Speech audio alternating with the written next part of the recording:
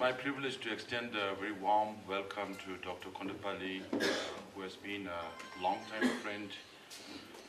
Even during my directorship at Tibetan Parliamentary and Policy Research Center in New Delhi, we have met several times. We have invited Dr. Kondapalli to speak on the Tibet issue, particularly India's Tibet policy and other related issues. The last time we met was in his office in JNU, and the year before he has shifted from IDSA, Institute of Defense Studies and Analysis in Delhi. At that time he told me that he never got free time in IDSA, but there was too much free time in JNU and he doesn't know what to do with the holidays that he got, the 2 months or 3 months holidays that he got. Now in fact, he has been studying China, he learned the Chinese language, yet to learn Tibetan language, and he has been monitoring the Tibetan issue for a very long time, particularly the 2008 uprisings. They have monitored very thoroughly along with his associates and students. I'm sure your views that are connected, of course you get a lot of information from the government as well, track 2, track 3 with China and so many other things. So with the wealth of knowledge and experience that you have on this particular issue, I'm sure the Central Tibetan Administration officials will definitely benefit from this. Please, take over. Yeah, whichever way you want. You like standing, you do it. You like sitting, you can do it. Yeah, sure, fine. Good evening to you all.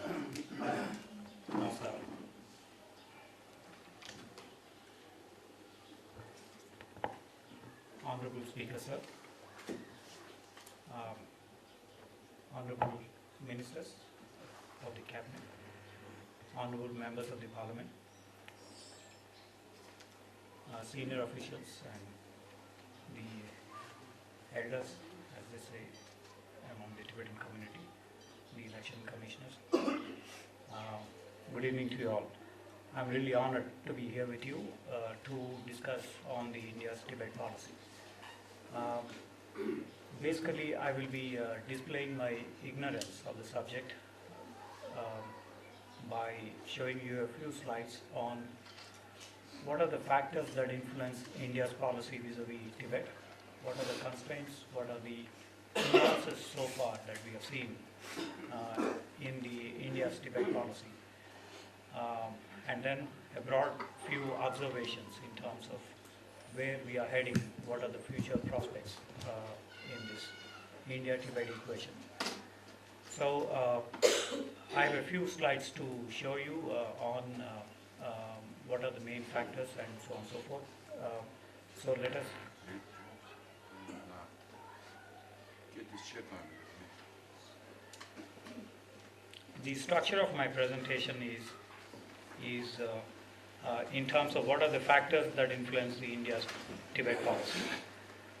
Number one, in terms of the Chinese military's march into Tibet, that influences the Nehru's policy vis-a-vis Tibet and China. As we have seen, the 1949 December to April 1950 discussions between the Indian government and the PRC government included mainly Taiwan-related issues. And also included then later from 1954 the Tibet-related issues, which were in the background of the Chinese military's march. Nehru for the first time, or independent India for the first time, now have to factor huge military presence in the Tibetan plateau. So that is a major factor for India to consider and to look at. The reason why India is concerned, or Nehru was concerned about, was unlike during the British Indian Empire, where the British armada can be brought in waging opium wars or in expanding empires, as the Young Husband expedition indicated. Nehru's government came through a peaceful, non-violent means, and so the Chinese military presence completely changes the equations that the Indian government has to factor now. So the main factor is the PLA presence in Tibet from 1950-51 onwards. Second factor, which is now being considered extensively in the Ministry of Defense annual reports as well as the Ministry of External Affairs annual reports, is the infrastructure development projects, which is a dual use in nature. One is for the civilian aspects, the second is in terms of the military dominance of the region. Especially as there were assessments in the Indian Armed Forces that the Chinese military can now move in quickly in the Tibetan plateau, and there could be skirmishes between the two sides on the border related dispute. So this is infrastructure is a dual use pattern, and this is going to influence the Indian decision making process vis-a-vis Tibet aspects. A third one, which has now become more controversial, is the water resources, or broadly the environmental resources. As you know, the Prime Minister, Dr. Manmohan Singh, in the Indian Parliament lower house, Lok Sabha, had mentioned last June that he trusts the Chinese, but he wants to verify the trust. This is a famous slogan that Ronald Reagan made in terms of the Soviet Union. We trust the Soviets, but we verify, meaning we will subject the Soviets for various measures, and then it is then that a kind of trust is evolved. On water resources and environment, this is a major issue, as His Holiness the Dalai Lama had also mentioned in terms of the Tibetan plateau and the environmental issues as the main concern in the next 1 decade time. So water resource is the other major factor in the Indian considerations as well. We will have a brief discussion on China's policies in Tibet and the international response to the Tibet issue. Indian policy, the future, what holds, what Tibet has in terms of the future, and a few broad observations, if you allow me, in this pattern. What are the factors that influence India in terms of the Tibet policy? Number one, after the PLA march into Tibet in 1950-51, you have a new dynamic now in the Indian strategic context. Unlike in the British imperial system, you have in 1950, you have the PLA presence in Tibet. So that is a major factor, which also influences what kind of policy, what kind of attitude that India has in terms of border dispute resolution, territorial dispute resolution. Essentially, what India and China today are discussing is Indo-Tibetan lands, except the Aksai Chin area, which is part of the Xinjiang, Ladakh region. So essentially, when India-China are discussing border dispute, they are actually discussing Indo-Tibetan areas as inherited from the 19th century. So one of my assessments here is India-China border dispute will not be resolved unless Tibet issue is resolved. In favor of the Tibetans, or in favor of China, or in favor of India, or in favor of whichever actor is in this place. So we have discussed, for instance, the India-China border dispute has been discussed for the last 31 years. In 1960, 3 times in Rangoon, New Delhi and Beijing. In 91 to 87, 8 times the border dispute was discussed. From 1988 to 2003, 15 joint working group meetings took place.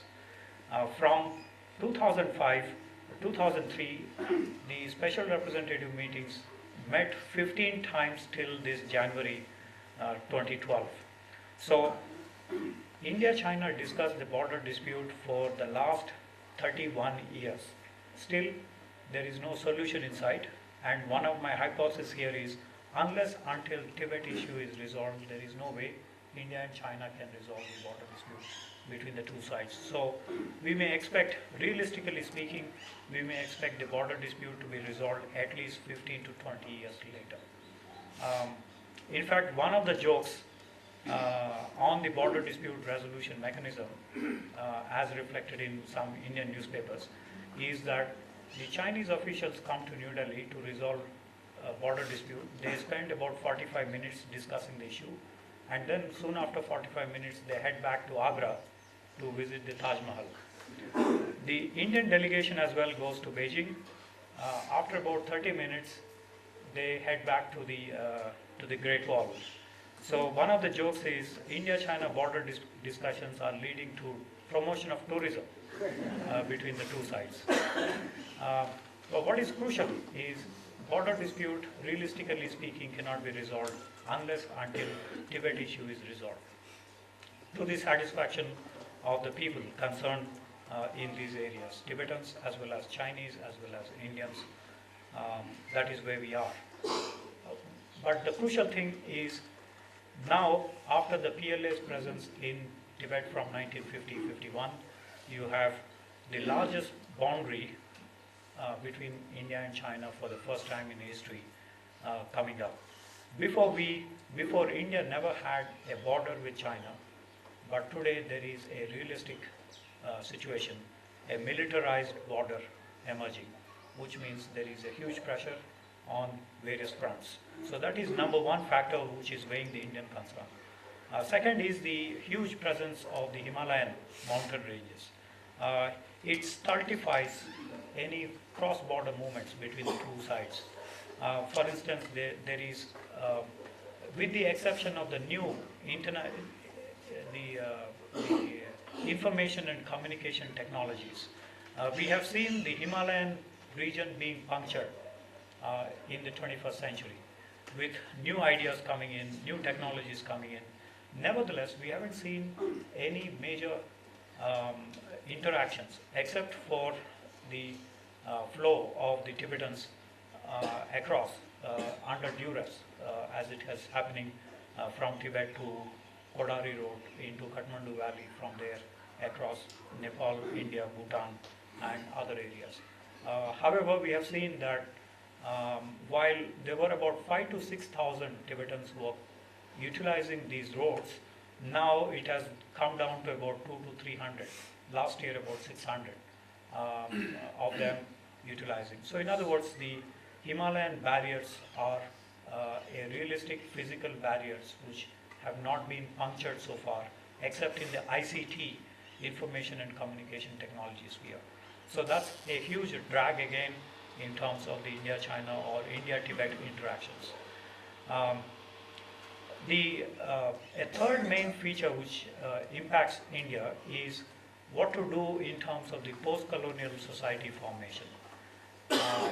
India and China today, for instance, emphasize on national reconstruction and national integration. This is where Tibet issue also comes in willy-nilly in terms of the national integration process. What kind of policies that China follows? Whether China follows assimilation policies or whether China follows integration policies. It is where the key problem comes up in terms of the Tibetan protests that we have seen extensively in Tibet. In 59, in 88, in 2008, and in the last 1 year or so from March 16th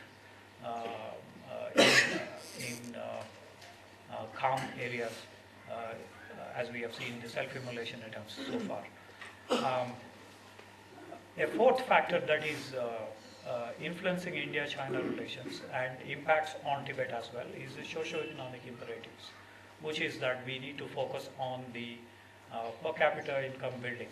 We need to focus on economic growth rates and so on and so forth. So the discourse in New Delhi as well as in Beijing is focusing on economic development, sometimes even at the cost of the indigenous people living in the Trans-Himalayan border regions. For instance, India is now building some 26 hydroelectricity dams in Arunachal Pradesh alone. Now you have Lepchas, Bhutias, Mompas, they go to New Delhi to protest saying that we don't want development works because this is disturbing our habitats. Likewise in Tibet as well, we have seen as part of the reaction to the Western Development Campaign, you have so many protests also happening in Tibet region. So the official discourse is for economic development, yet at the popular level, we have seen a different discourse emerging. In the Indian case, this has been taken into consideration because there are elections, there are popular voices being heard in the parliament and so on and so forth. So there has been a certain, but in the Chinese case, we have seen a juggernaut moving and with swift response as well as with major consequences. There is also the India-China cooperation at the larger strategic levels in the WTO Doha round and so on and so forth. There is also the Indian aspirations to become a member in the United Nations Security Council. To some extent, the Tibet issue is also part of that. And one of my readings is that it is a sensitive issue. Tibet issue is a sensitive issue from the point of view of India-China bargaining on the United Nations Security Council, or in terms of the broader WTO Doha round, Bali summit, or energy-related issues. Now, historically, India had no contacts with China except through the Buddhist visitors, Fahian, Xuanzang, and others who came through the Silk Road, the trade caravans, and so on and so forth. It's only when the PLA came into the India-China context, that is in Tibet context, that we have seen substantially the tensions mounting between India and China, resulting in skirmishes, so on and so forth. The 14th Division entry through Kham in 1950, as well as the 18th Army entry through Amdo and through Kashgar into Aksai Chin, from there into Lhasa, we have seen substantially changing the profiles between India and China in this region. So between 1949 to 1950-51, we have seen the PLA marching in. It resulted in huge presence of the PLA troops in Tibet. It resulted also in both sides ratcheting up on the border.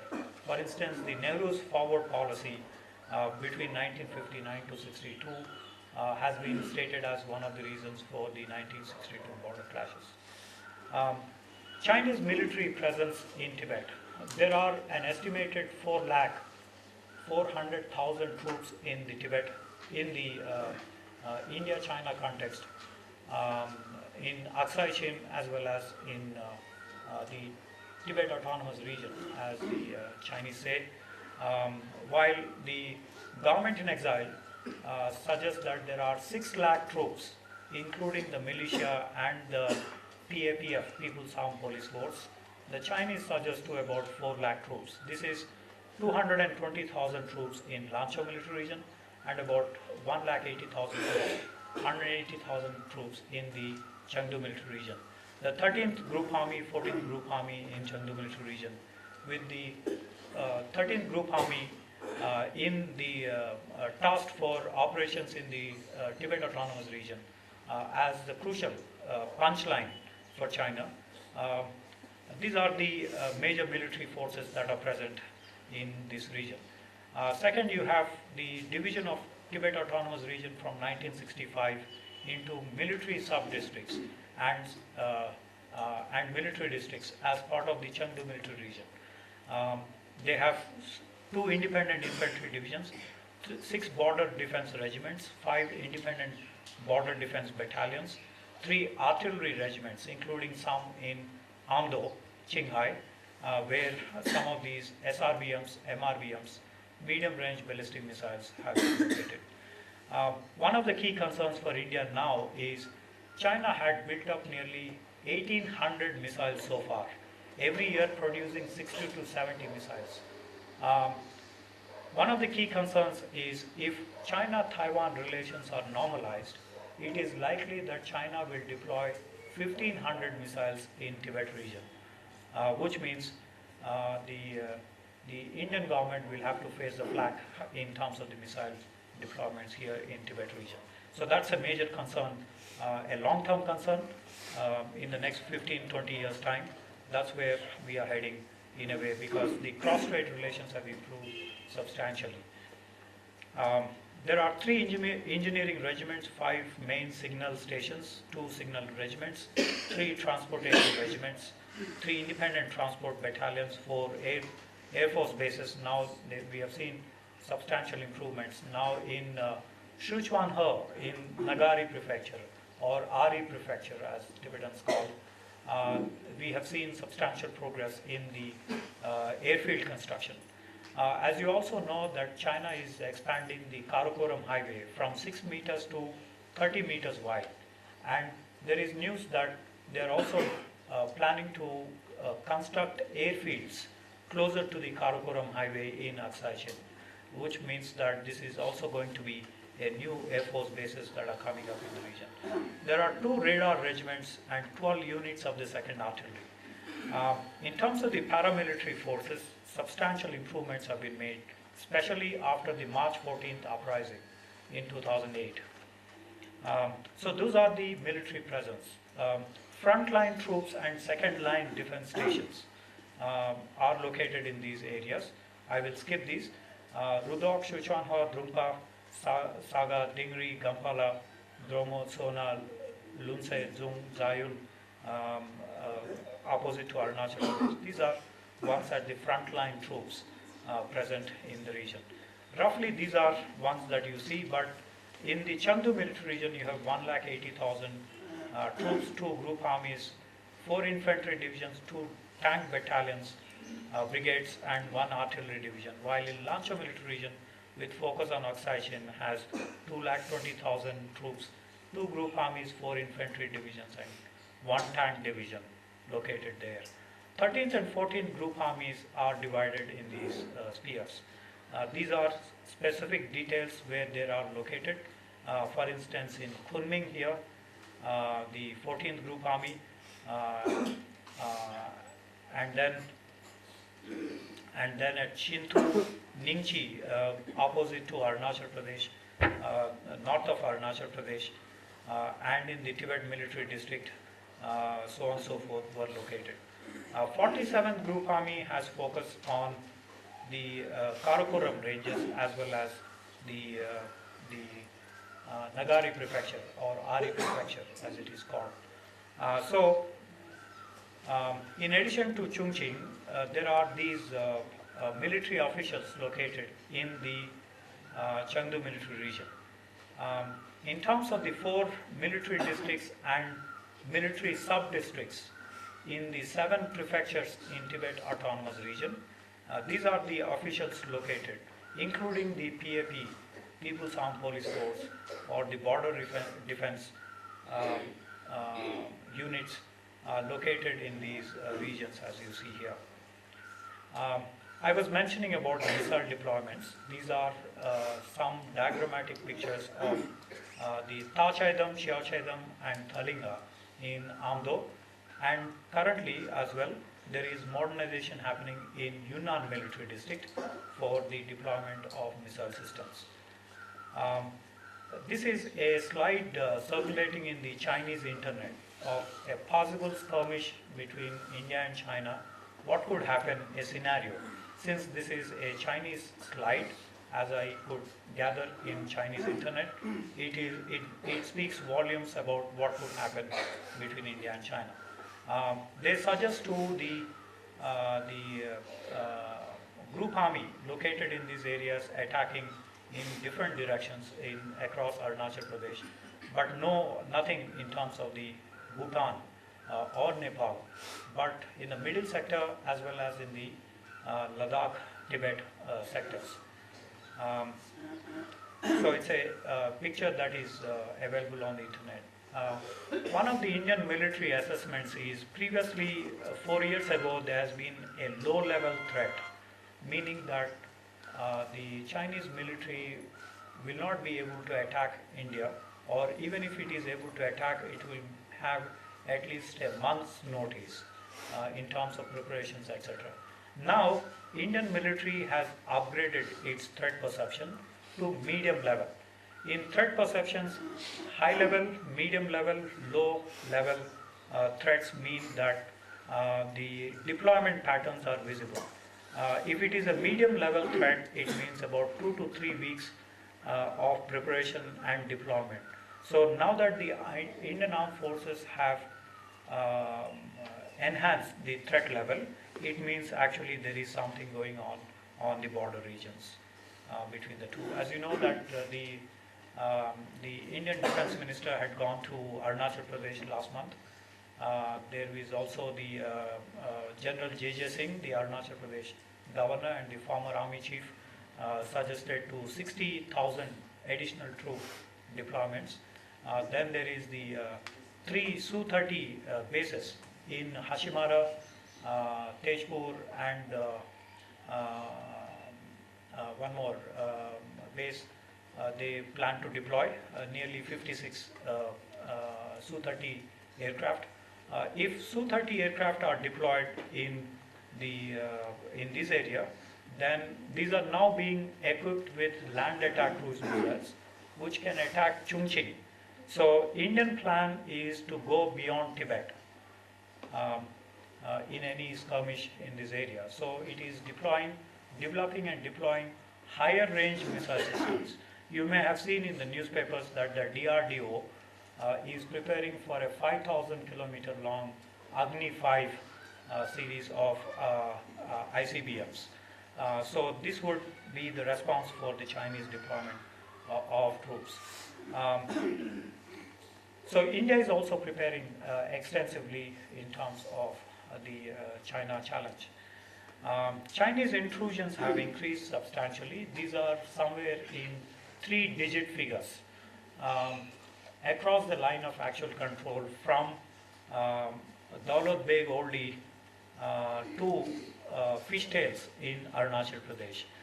So the 3,488 kilometer long line of actual control is now subjected to patrolling, intense patrolling, and increased deployments as seen in this picture. Intrusions are creating trouble for both sides, and we have seen some activities. Also, they have opened up Sikkim. Previously, Sikkim was not a major area of contention, but Sikkim also has become an area of contention now. These are some of the fast attack craft deployed in Pankumso Lake. As you know, 2/3 of Pankumso Lake is in Tibet, 1/3 is in Ladakh. They are deploying these fast attack craft on these areas. Also, machine guns by the PLA troops on Pankumso Lake. In the background, you see the Pankumso here. In response, India is upgrading the advanced landing grounds. If you remember, Phukche airfield was operational in 1972 during the Bangladesh Liberation War. Now that is being revamped, upgraded. Chushul, which is a Buddhist village, is also now having an upgraded advanced landing ground. Chushul as well, Nyoma, where His Holiness the Dalai Lama went some time ago to open up a congregation. I visited that place some time ago. Also, closer to Nyoma, there used to be a 5,000 force which was to be deployed in terms of a guerrilla operation in Tibet. That was folded up because of the Vajpayee's visit in 2003. So we have seen these happening. Indian Air Force is also preparing in terms of upgradation of the facilities, military facilities in Ladakh, in Arunachal Pradesh, as possible conflict is emerging between the two sides. Now I shift to what are the China's policies in the Tibet region. One is the dominant theme that we come across is the Western Development Campaign. In 9th 5-year plan, 10th 5-year plan, and 11th 5-year plan, they spent huge sums of money for infrastructure projects. This includes the Tibet Railway, the 1,118 kilometer long Tibet Railway, which was initiated, which was completed in July 2006. Now that has been expanded to Shigatse, and there is information that they plan to extend that to the Kathmandu or other areas. There was a proposal when CPM government was in the saddle in West Bengal. They seems to have invited the Chinese high-speed railways through the Nathula, through Farizom and other areas. But it appears that Indian government did not take a decision, or it took a negative decision not to allow high-speed railways to come through the Sikkim, Chubi Valley and down into the West Bengal region. Partly that is one response that India had in terms of the Tibet issue. Western Development Campaign is for spatial distribution of economy because they attracted investment from abroad, mostly in the coastal regions. Now they are shifting these to the western areas, connecting with South, Central and West Asia for economic integration. That is the discourse in Beijing. There is also the Chinese plan to contest with the United States in terms of dependence with the Central Asian republics or Southwest Asia or other regions. In other words, what China is doing with the Western Development Campaign is not just with Tibet but also in terms of contesting with the United States by becoming a major power in Central Asia, in West Asia, in the Middle East, and in Southwest Asia as well. So it goes beyond the Tibet, although it uses Tibet territory for the Western Development Campaign. There is also Hu Jintao, who served as party secretary, and we have seen violence increasing during his tenure. We have also seen during Hu Chunhua's time, who is likely to be promoted in the next 18th Party Congress this October. We have seen Hu Chunhua also acting substantially in Tibet integration process with China. Now, the crucial thing now is Xi Jinping, who is expected to become the president. He had already taken over the Tibet Forum meetings. As you know, Tibet Forum meetings are the Beijing's response for control over Tibet. Tibet Forum meetings are the apex decision-making process in the National People's Congress. I will show you the Tibet Forum meetings later on. But the crucial thing is Xi Jinping had become the head of the Tibet Forum meetings.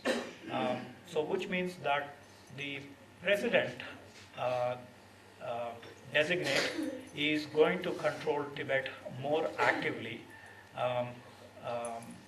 So as vice president he took over, which means that for the next 10 years time, Xi Jinping is going to handle Tibet affairs more closely than we expected before.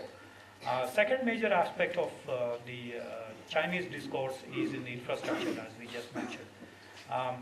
And what are the likely impact in terms of the 7 prefectures in Tibet autonomous region and in terms of military logistics and the level of threat. We already mentioned about the level of threat, so we will skip these. Now, China had released a lot of statistics in the 8th, 9th 5-year plans. Let me summarize this slide by saying that 90% of the Tibet autonomous region budget is subsidized by Beijing. So it is centrally driven budgetary process. We have seen that happening.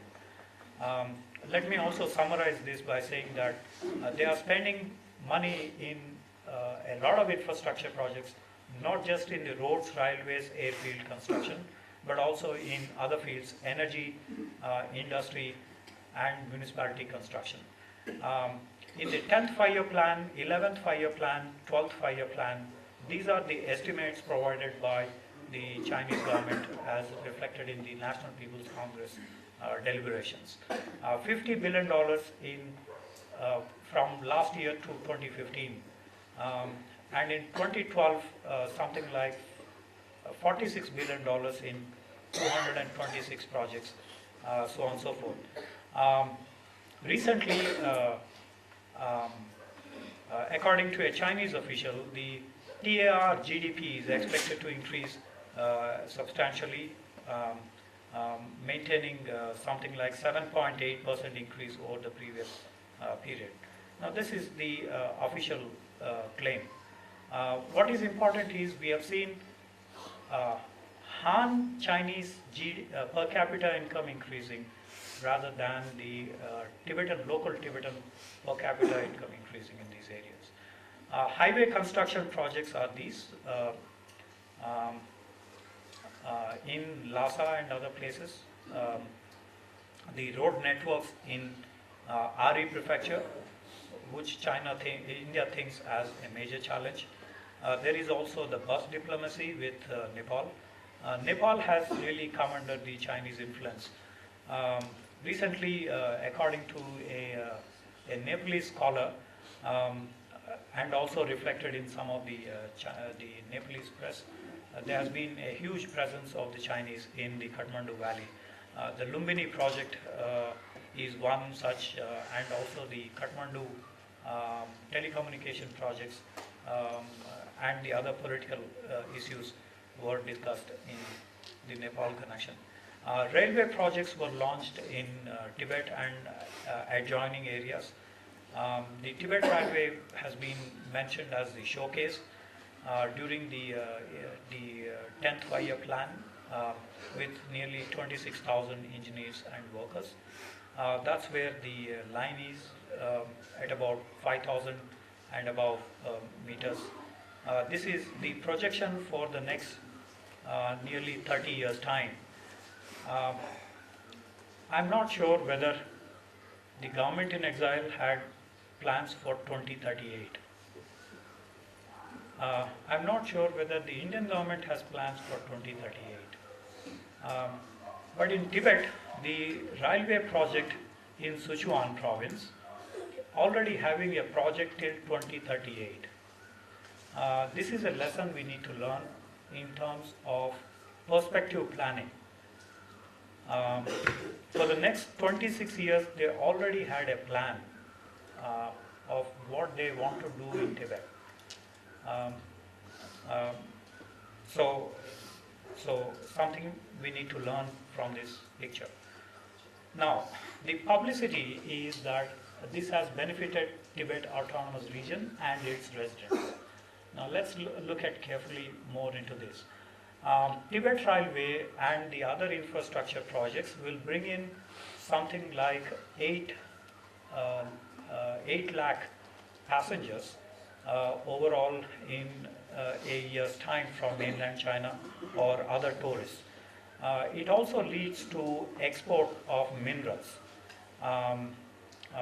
8 lakh visitors, 3 million tons of cargo is to be exported from Tibet region. This is nearly worth about $725 million, just the cargo and the passengers. Something like 3 billion for construction of surpasses were made in this region by 2005. Some 1800 mines of 17 minerals were discovered in Tibet, of which 900 mines were already built up with an estimated $80 billion, and 5,000 tons of silver, 10 million tons of lead and zinc, and 400 million tons of iron ore is to be exported from Tibet into mainland China for the China Rise, for the industrialization process with the Tibet Railways or the other infrastructure projects that are being built with these. These are some pictures of the Tibet Railway. You have more information on these. What is important, I want to go back to this previous picture. Now, at every 60 kilometers of the railway, they have built these settlements. That is in the plan to reconstruct, repair the railway line in case of any sabotage. Remember that in 1933-1934, Chiang Kai-shek built block houses to defeat Mao's army, and these block houses served as step-by-step approach in defeating the Chinese Communist Party armed forces, which were routed by 1935, leading to the Long March. China is taking actually a cue from Chiang Kai-shek's policy of building block houses in Tibet, so that in future, if there is any guerrilla activity, they will be able to rebuild these infrastructure projects in no time. So block houses come in in terms of these railway projects. Also, we have seen 10% of the 1,118 kilometer long railway line, 10% of these had tunnels. Roughly about more than 100 kilometers of tunnels were built. Now, these tunnels were built and we haven't seen much activity in this area. No railway road was laid down, but we have seen a lot of vehicles moving in. The speculation was that these could be for silos, ballistic missile silos being built by China across the region. So, in addition, People's Daily carried articles suggesting that the missile batteries could be transported by the railway line, which means that we could possibly see more militarization of Tibet by these sources. Airports, I mentioned to you 4 main airports: Lhasa Airport, Gungar Airport, Banda, Sichuanhe, and opposite to Arunachal Pradesh there is one coming up in Ningxi prefecture as well. These are the airfields. Some 15 airfields are located in and around Tibet Autonomous Region. These are being expanded, as you see some of the space photographs. Now with Google Earth, you can actually focus on any area. Machuka, Linchu, Pangta, Punka, and the under defense networks that China is building, extensive oil dumps and other infrastructure projects. You can zoom in through Google, get in these pictures. Any picture in Tibet Autonomous Region, you can get these now. If you have a good IT or IT savvy section in your government. There are also telecommunication networks being built up, mobile phone facilities now extensively in these. There is also the GSMR communication system for the Tibet Railway extensively, so that again if there is any damage in any sector, quickly that will be restored by. These are the fiber optic networks for quantum jump in the telecommunication. If something happens in Tibet in a remote county, within 6 hours China is now planning to send troops from point A to point B in 6 hours time. That is the capability that China wants to build up, with also the telecommunication fiber optic networks. These are also in different places. In Ningxi prefecture, this is a new building. I shift to the water resources. As His Holiness the Dalai Lama had mentioned, this has become the third main area after the Arctic Pole and others in terms of the environmental and the glaciers meltdown. The Tibet Plateau is the major source of water resources for everybody in Asia. Some 26% of this water flows into South Asia, 24% so far in China. So China is building dams to divert water into mainland China. The rivers, so they have the south-north diversion projects being built. Let's see the 3 main routes. Eastern route with 14.8 billion cubic meters per year will be diverted, mostly from Yangtze River, which also originates in Qinghai, in Amdo province. By December 2002 to 6, this was to be completed. By 2008, it was actually completed. Portions of this completed by 2006. Some of them were left till 2010, but nevertheless they finished this project at a cost of 17.9 billion yuan. Central route, 13 billion cubic meters per year of water will be diverted. Between December 2003 to 8, the timeline was made and the estimated cost. This flows, the diversion extent is 1267 as against 1500 kilometers for the eastern route. The western route is 17 billion cubic meters. This is where the Yarlung Zangpo comes in. The timeline, as you have seen, 2010 to 2050. So they have 40 years planning process for this project. We have seen some construction, which they said this is a run-of-the-river project, not a diversion of the water. On this, China has not been consistent because the Water Resource Minister of China, Mr. Wang, speaking in Dhaka, he mentioned that this is not, no dam will be constructed. He said this in 2001. Now in 2010, we have seen some dams. Now they are saying these are the run-of-the-river projects. So we'll see what is happening on the ground.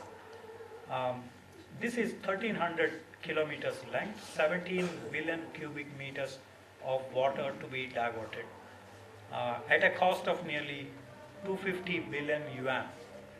Very costly. So total 50 billion cubic meters, 3,700 kilometers, and these are the costs involved. Now this is the where Namcha Barwa drops in with nearly 3,000 meters depth, which is where China is planning to construct these dams.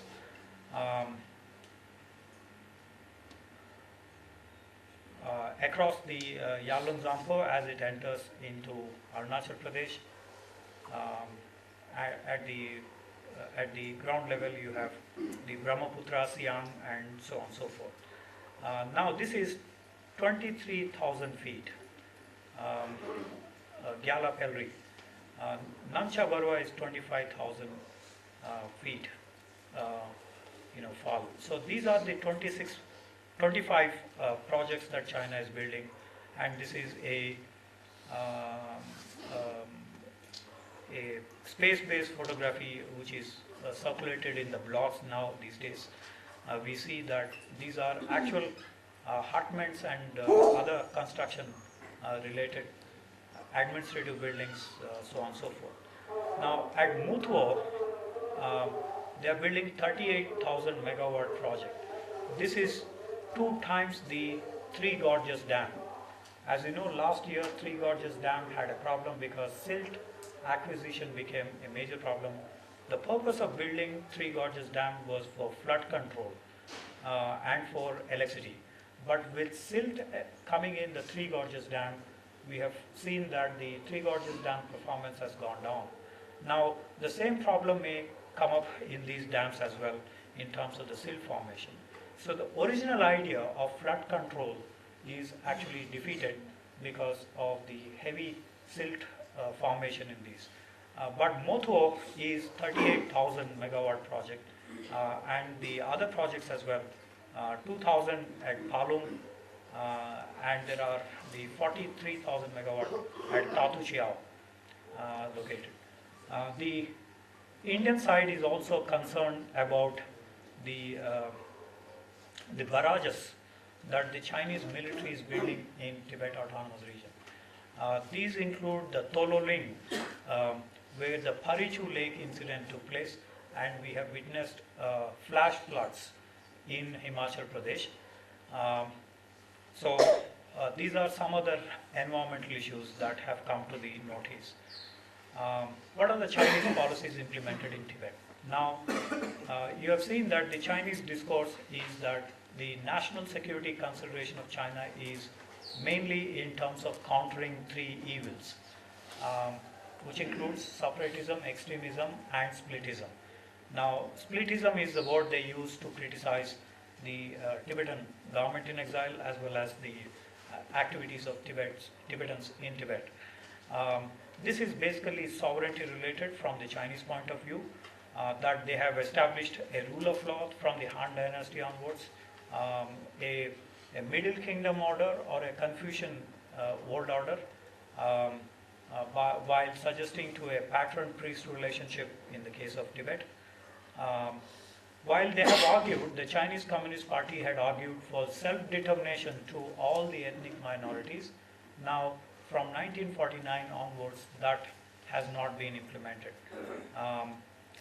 Um, Chinese policies vis-à-vis ethnic minorities and others have now been put in the context of the 9/11, post 9/11 consensus on a global coalition on terrorism, and China is trying to encash this post 9/11 consensus.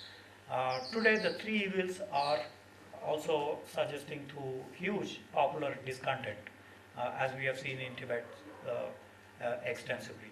Let me skip these.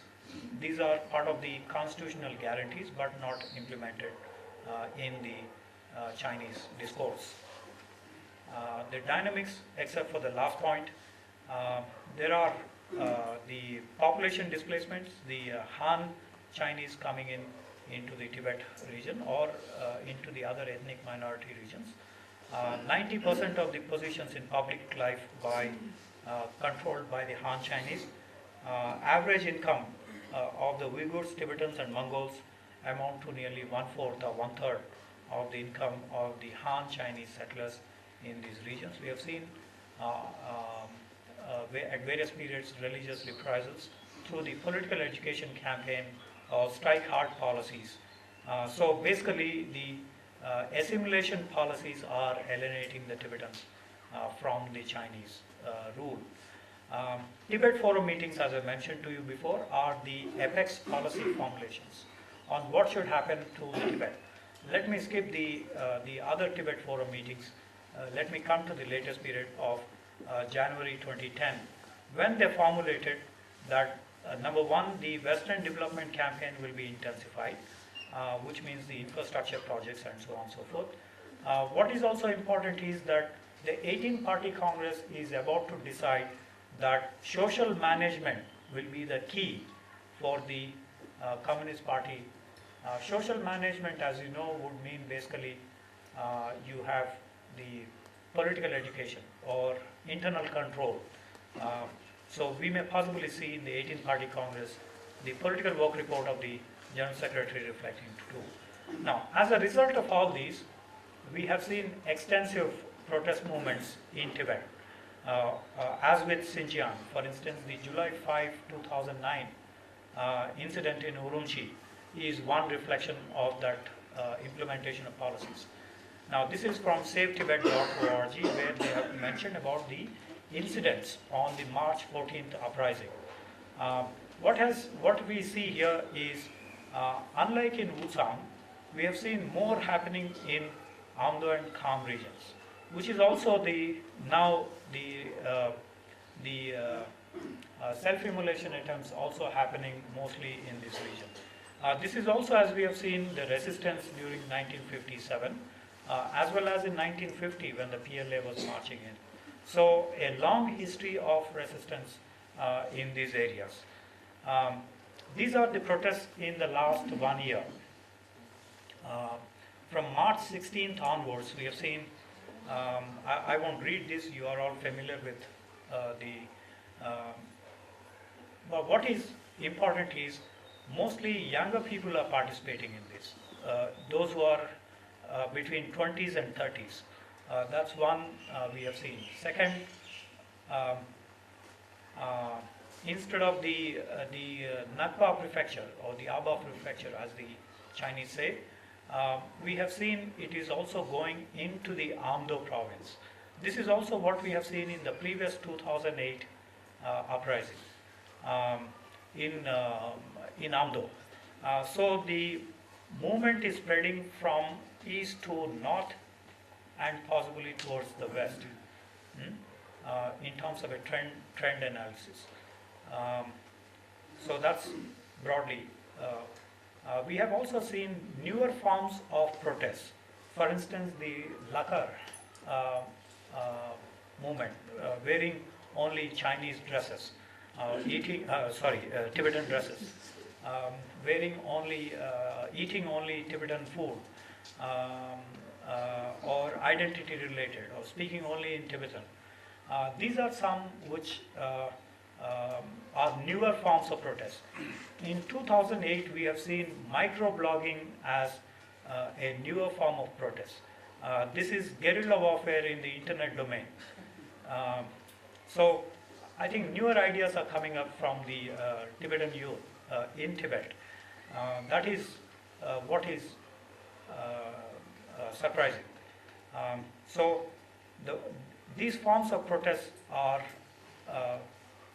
leading to a lot of unrest, and China is also pushing hard in terms of the military presence. For instance, 8 regiments of the 13th Group Army, we saw 13th Group Army deployed over the India-Tibet regions. Now these are guarding main roads and with firearms. Some of the, in the previous slide we have seen some of the firings. These were done by the 13th Group Army as well. A second trend we have seen in the Chinese attitude is to replace the previous party chiefs.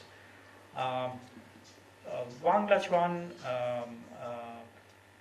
Chiang Ching-li have gone. During Chiang Ching-li's time, we have seen that famous place. Also, the protests increasing, the March 14th, the uprising. We now have new party chiefs coming up in Sichuan province with control over the Nakpa prefecture and the Chamdo and other areas. We have seen a new party secretary for Tibet Autonomous Region as well. Chen Chuangpo for the TAR and Shu Chun. Now they have initiated a new form of strike hard policy in the last 1 year in Sichuan, and that is reflected also in the self-immolation attempts.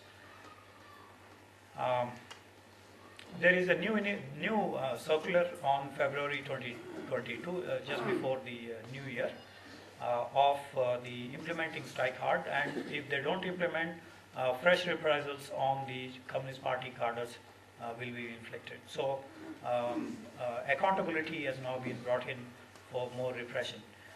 20,000 Han Chinese were also sent to Tibet recently with Love Motherland kind of slogan, meaning implementing the Han agenda in the TAR region. There is also a suggestion by the director of the United Front Work Department, Chu Weichun, with his discussions with the EU officials, suggesting that if EU focuses more on the normative aspects, that is the human rights related issues, then European companies will be barred from investing in China.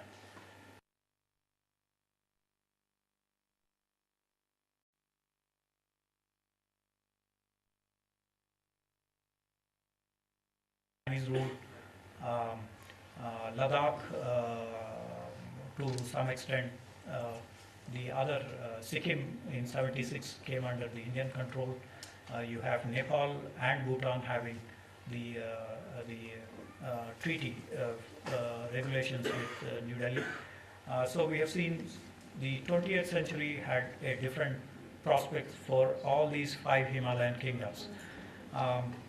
So you have the initiatives by Tibet nearly not really contributing much for their own rule.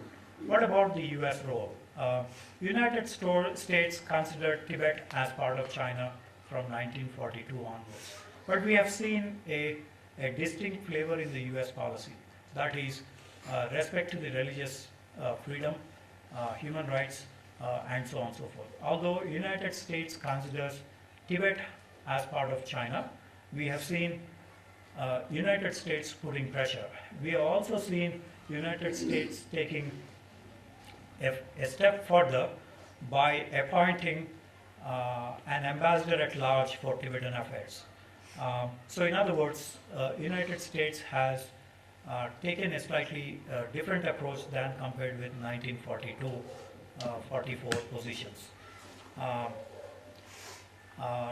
A Tibet Policy Act of 2002 suggested to the talks between Tibet and the Chinese side, also on the human rights and religious policies and cultural heritage aspects. There is substantial US support to the Tibetan diaspora. Then there is the evolution in the status of Tibet with the appointment of ambassador at large, Paula Dobriansky, and then subsequently now Maria Otero. What we have seen is, as part of the US-China G2, Group 2, Brzezinski's suggestion for a Group 2, and substantial commercial lobbies working. For instance, Kissinger had called for a co-evolution, or in other words, United States giving up its predominant position to that of China. So the engagement lobby in the US, with substantial backing from the business lobbies, etc., is reluctant to talk about the Tibet issue now in this aspect. So Tibet as a lucrative market but don't forget that the Pentagon had a project for 5 Chinas, including Tibet, Xinjiang, Mongolia, Manchukuo with the help of the Japanese, and that of a Greater China. So one of the projections of the Pentagon is to see a 5 Chinas policy. For instance, in March 2010, they conducted some simulations in this regard in terms of the military operations.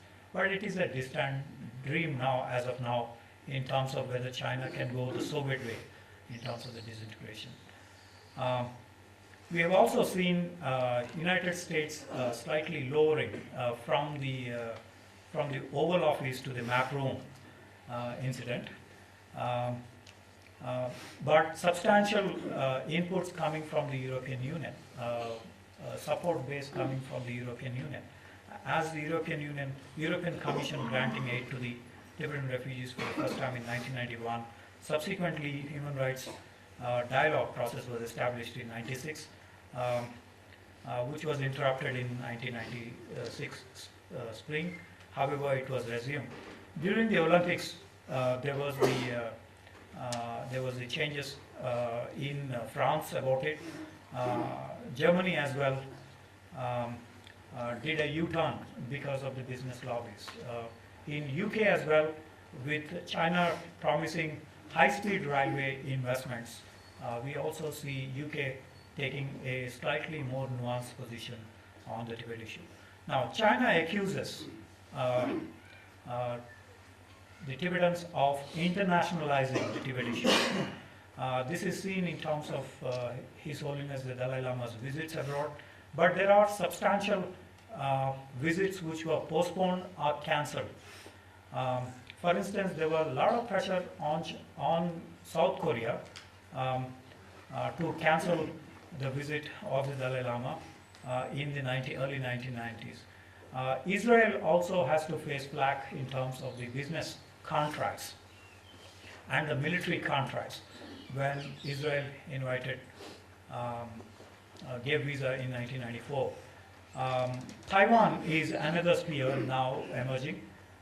His Holiness the Dalai Lama had gone to Kaohsiung a couple of years ago for the Operation Morakot or the Typhoon Morakot victims' religious discourse.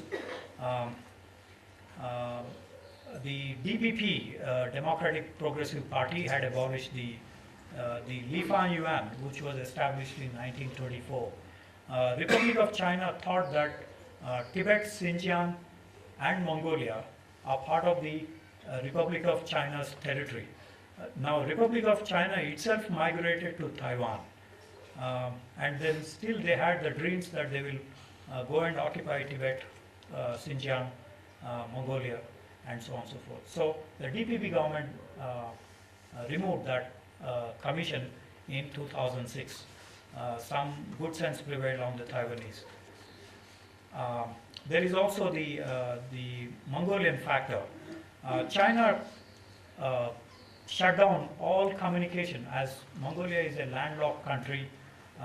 China stopped all road transportation, railway transportation networks when His Holiness the Dalai Lama visited Mongolia. And then you have the visit to Russia has also been put off.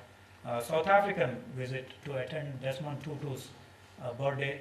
Desmond Tutu gave a public statement saying the South African government was behaving worse than the apartheid government. under President Zuma. President Zuma will be in New Delhi on 29th March this month to attend the BRICS meeting, because China also promised the United Nations Security Council seat for Pretoria, and hence the pressure is mounting on Pretoria as well in terms of the. However, we have seen that the December 2011 International Convention of the Buddhists, we have seen new plans and new programs. One is the a unified center. Second, scriptures, all scriptures brought to one place, and some kind of a Buddhist Vatican, although that was not the announcement. A Buddhist Vatican, meaning will Lhasa be the Buddhist Vatican? Meaning the center place for all Buddhists all across the globe. Will that be a possible outcome? So that was what. Let me shift to the Tibet and India factor. The basic policies followed was that in 1954 the Nehru government obliquely referred to Tibet as part of China. Obliquely because there was no explicit statement, but he mentioned, the joint declaration mentioned, that we will do trade with so and so region in India and trade with so and so region in Tibet of China. So obliquely that was brought in as part of the trade related aspect. Second, we have seen Rajiv Gandhi insisting on autonomy, genuine autonomy in Tibet autonomous region, in Tibet for practicing religious, educational and other cultural autonomous regions. So a caveat has been mentioned by Rajiv Gandhi during his visit to China in 1988. In 2003, Vajpayee termed Tibet Autonomous Region as part of the PRC. So three basic policies we see in India's Tibet policy. All these are nuanced, each one of these nuanced. But what India had not done so far is, number one, in none of the joint declarations, India mentioned Tibet is an inalienable portion of China. While Kathmandu, other governments have suggested to inalienability, the problem with inalienability is, as you have seen during the March 10 elections for the parliament in exile, we have seen the ballot boxes being chased by the Nepalese police. We have seen also the Chinese frontier guards coming deeper inside Nepalese territory and capturing the Tibetans and repatriating back to Tibet.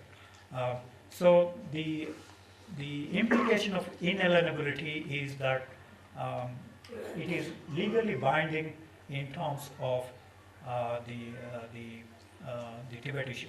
Second, what India had not done so far, and partly because of some selfish reasons as well, is India did not say Tibet is a historical part of China.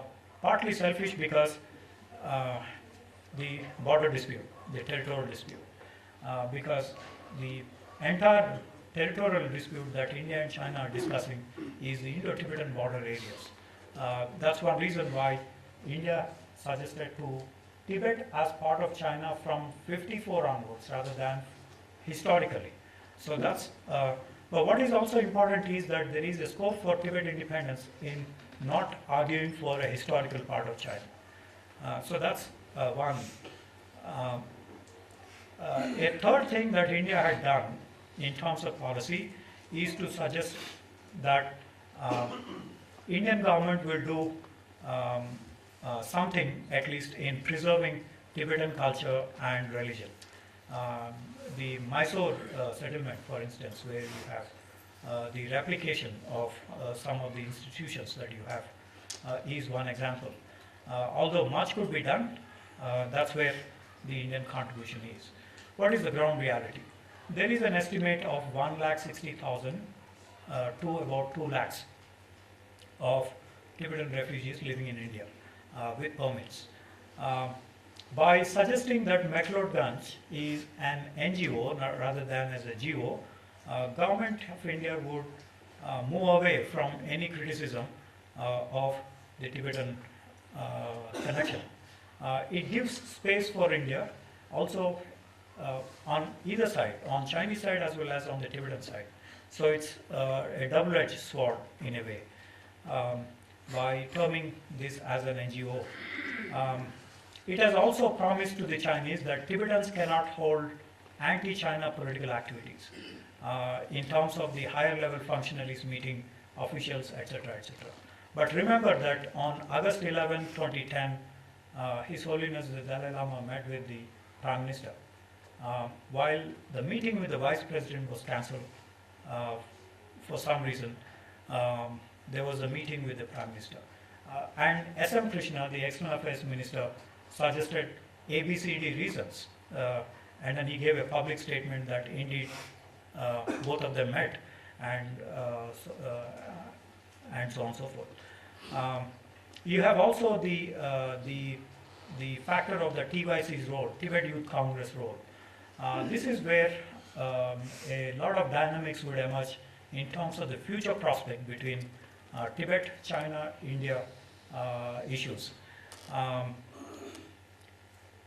China is pushing TYC as the Al-Qaeda. Remember, on April 4th, 2008, Xinhua News Agency came out with the editorial comment that TYC is the Al-Qaeda of the, although TYC so far has no information related to AK-47s or any other. And His Holiness, during Nancy Pelosi's visit that time, he mentioned, my house is open for inspection for any arms or whatever, which the Chinese did not take up in terms of inspection because it is reciprocal, which means that Tibetans will also then have a right to search houses in Hu Jintao or others for any arms or whatever. So the TYC role will be crucial, and I will reflect on this later on. Most important in terms of the Trans-Himalayan security, which is what the Indian government is now playing much role. The role of the monasteries, the role of the trans-boundary security aspects, these are the crucial things as part of the ground reality. What are the recent dynamics? You have Prime Minister Manmohan Singh's visit to Arunachal Pradesh for elections. You have also a new phenomena. All Arunachal Pradesh Students' Union had called for a boycott of made in China goods. Although it is not really successful in terms of banning any Chinese goods entry because there is a lot of smuggling happening all across. But that is one measure that has been a recent dynamic, which gives some ideas for implementing political agenda. What is the future of Tibet? Now, His Holiness the Dalai Lama had suggested that he is looking for autonomy, not for independence. This is a statement he consistently maintained over a long period of time after the Nobel Peace Prize as well as subsequent events. Now, China is banking on the post-Dalai Lama scenario. I guess none in this room is concerned about that. His Holiness the Dalai Lama also said that after 14 years, in his speech, in his statement on September 24, 2011, last year, he mentioned around when he is 90 years that he will look into the future prospects. But let us, as an academic exercise, look at any post-Dalai Lama situation. In the interviews to Times of India, to Hindustan Times and other news channels, he had suggested to choosing a boy or even a girl as his successor. Now this is revolutionary. Today in the 17-party Congress, 16-party Congress, in the 18-party Congress Politburo Standing Committee, not even one single woman is present. China says that it is for gender equality and so on and so forth. So Uh, this statement, whether it is implementable, whether one doesn't know what the situation in future is, in itself is revolutionary to my understanding. Um, there is also by emanation or rather than by reincarnation. These are some statements from the September 24th speech. What happens if the next Dalai Lama is from Taiwan, like the 6th Dalai Lama?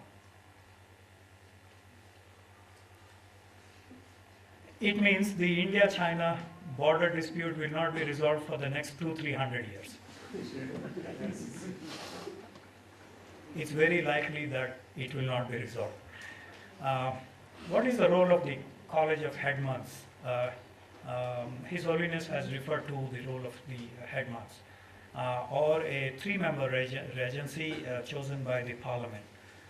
He had also mentioned to possible abolishment of the institution with the bifurcation of the spiritual and political responsibilities, roles that His Holiness had announced last year by giving Kalan Tripa and the Parliament in exile the responsibilities, political responsibilities.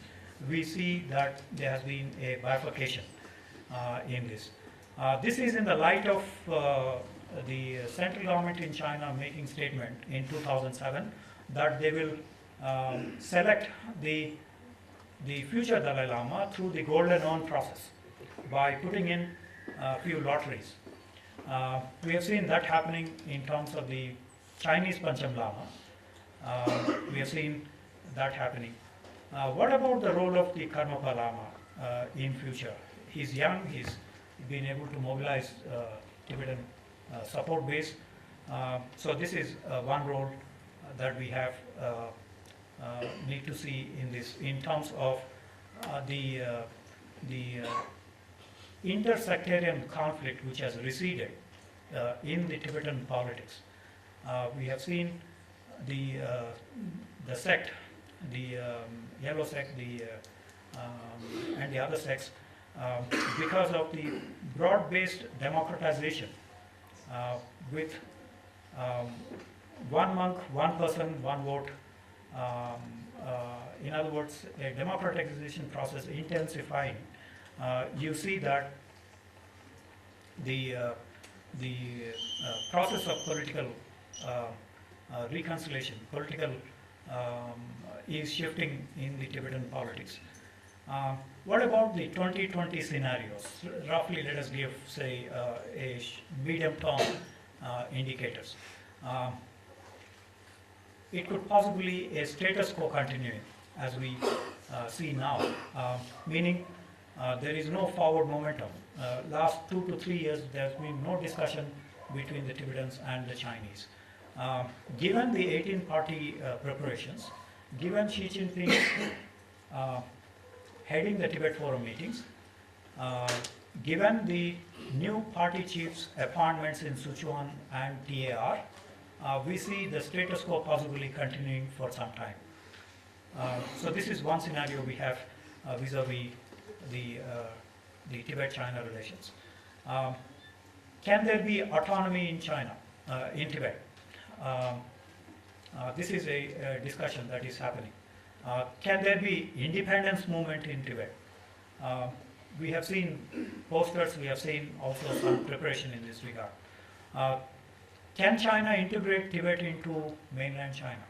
Now, one of the key problems, and I will reflect that in the conclusion as well, is that as China is rising in hard power terms, in military and economic terms, as you know, China had become the second largest economy. But China's soft power is very, very weak. China today cannot go into the international arena and lift its head high because of what is happening in Tibet, what is happening in Xinjiang, or what is happening in other areas. So today, in China's power configuration, soft power is the weakest. When the London protests happened, when Paris protests happened, when Los Angeles protests happened, in Los Angeles you had actually the civil war exported to US soil when the Tibetans were fighting against the Han Chinese. Or the protests happening in New Delhi between Rajghat and Boat Club, or demonstrations happening in Nagoya, or in Jakarta, or in Sydney. China's soft power image is limited by most of these, and this is the Achilles heel of China in terms of its rise into the 21st century. So, integration of Tibet into China is happening through telecommunications, roads and railways, but not at the spiritual level, but not at the consent level, which is where the contest is between the Tibetans and the Chinese, which we will see happening in the background of the self-immolation attempts. Can there be a Buddhist Vatican? International Convention on Conference on the Buddhist 2 months ago in New Delhi is also about creating an institution which can cater to the international Buddhists, Buddhists all across the globe. So there are new ideas coming up with China, without China. With China in the Nalanda University, without China in terms of some of the Buddhist scriptures. Also, let us not forget that 7 Chinese participated in the Buddhist convention that day in 2-3 months ago. So there is the 40% Chinese believing in Buddhism. You have also Chinese coming into Dharamshala listening to the sermons. So there is also a scope for the Buddhist Vatican expanding its. What about Tibet? Have looked at Swiss cantons where you have defense, foreign affairs, finance in the hands of Beijing, but Tibet enjoying substantial autonomy. This is what one of the suggestions from late 1980s onwards. But we haven't seen the Swiss cantons coming up in TAR so far. What happens if indeed Tibet Youth Congress becomes terrorist? Now we have the entire Trans-Himalayan region up in flames. Neither the Chinese have answers, nor the Tibetans have answers, nor the Indians have answers. Increasing frustration if the, I know what happened in the November 2008 convention in Dharamshala. I also know the broad-based democratization process, and mostly the TYC leadership, those who have served in TYC one time or the other, becoming a majority in the members of parliament in the government in exile. What happens indeed if TYC become terrorists? Well, the TYC constitution says non-violent means of resolution. The Tibetan Charter of 91-92 also suggests to non-violence as the approach for, but increasing frustration if China does not resolve. If the Tibetan leadership also does not resolve the Tibet Youth Congress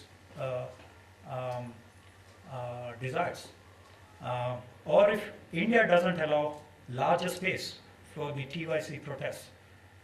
We did see in Himachal Pradesh and other areas in 2008, several of them were arrested, put in jails, etc. What if even India doesn't give space for the Tibet Youth Congress? There is indeed a scope. Although China wants TYC to become terrorists, then in post 9/11 consensus, they can mention this as a terrorist organization, and the US State Department also can list this as a terrorist organization.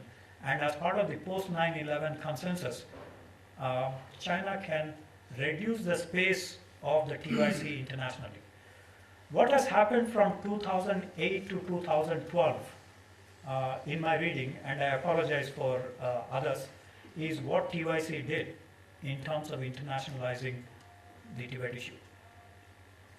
Tibet Youth Congress succeeded for the first time in making Tibet issue as a global issue. first from Beijing Olympics, second subsequently in other programs.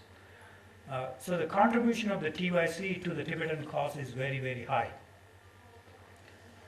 in my understanding, and I apologize to the other constituents if I'm wrong. But in making this as an international issue, a life and death issue, TYC's role was substantial. It made the issue a street issue. Previously, it was an issue at the religion or Shangri-La. Dharamshala is a Shangri-La, or others. TYC made this a street issue, a political issue, an international issue for the first time, in my understanding. 59 there was, 57 there was, 88 there were, but it did become global issues. If there was a civil war in Los Angeles,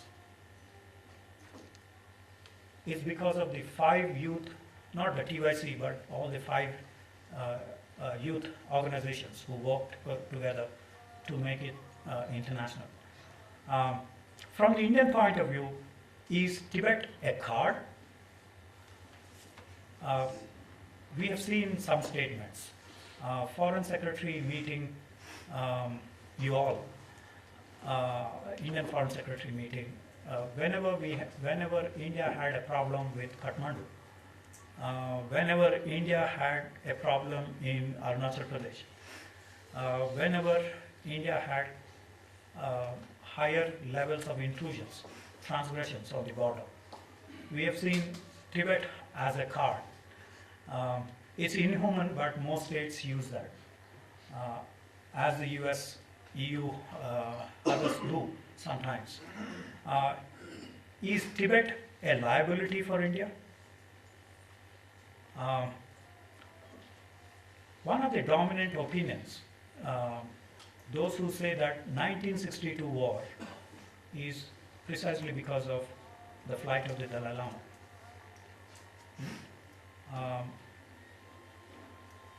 Some in India say that this is a liability.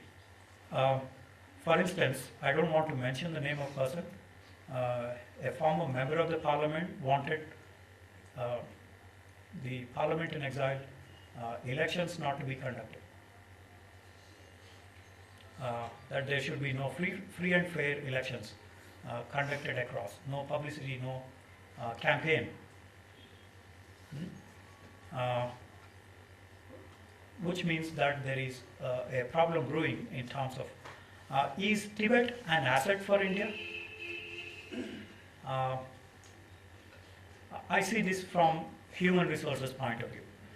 Now, in the 10th class examinations, Delhi Public School generally tops #1 all across India. Now, what we have seen in Leh is some of the Tibetan schools started posting #1, #2, all India level, 10th class high grades.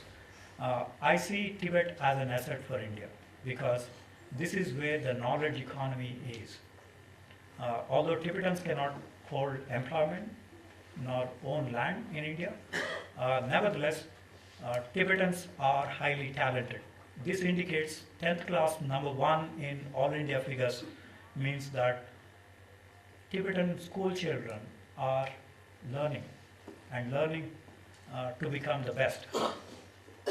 So in other words, the Tibetan youth are moving towards the knowledge economy. We haven't seen that happening in terms of the IT, which is where the highest knowledge economy status is. But this is the direction I hope the Tibetan youth also take. So I think that is an asset for India. We have seen that recently there was a document. I do not know how many of you read this document. Center for Policy Research in New Delhi came out with a document saying India should follow a non-alignment 2.0.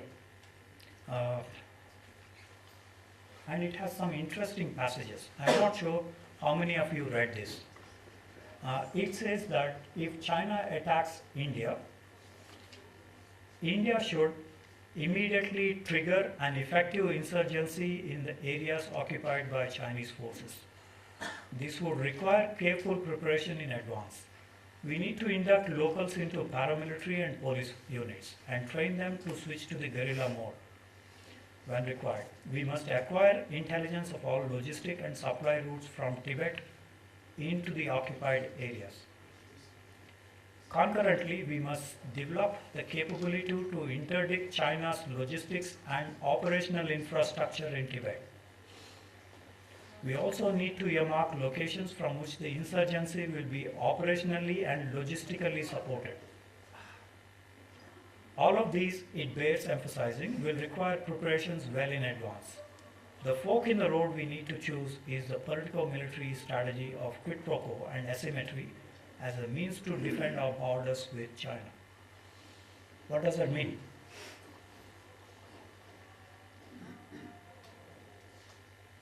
Is that clear?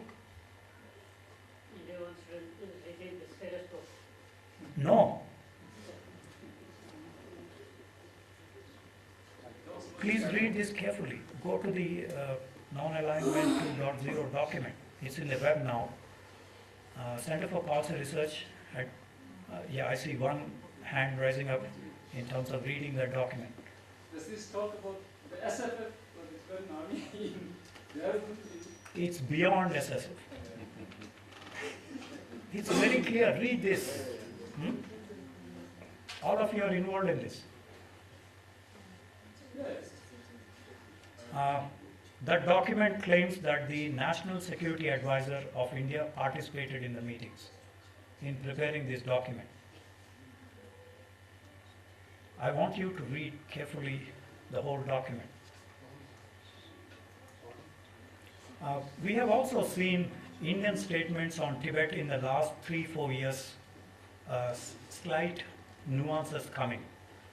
Pranab Mukherjee, when he was the External Affairs Minister, on the March 14th uprising, he said there should be more intense talks between Tibetans and the Chinese. He also said we can mediate. First time. Indian democracy to accommodate Tibetan democracy and protest. I mean, we have seen India making a bifurcation. While the previous policy is no anti-China political activities will be allowed, to that of Tibetans can demonstrate if these are peaceful. Is there no change in this? There is substantial change. During the recent visit by S.M. Krishna to Beijing, he also mentioned Tibet in terms of peace in the region. What does peace mean? Is someone reading in between the lines? You should. These are different from what India said in 54, 88, 2003.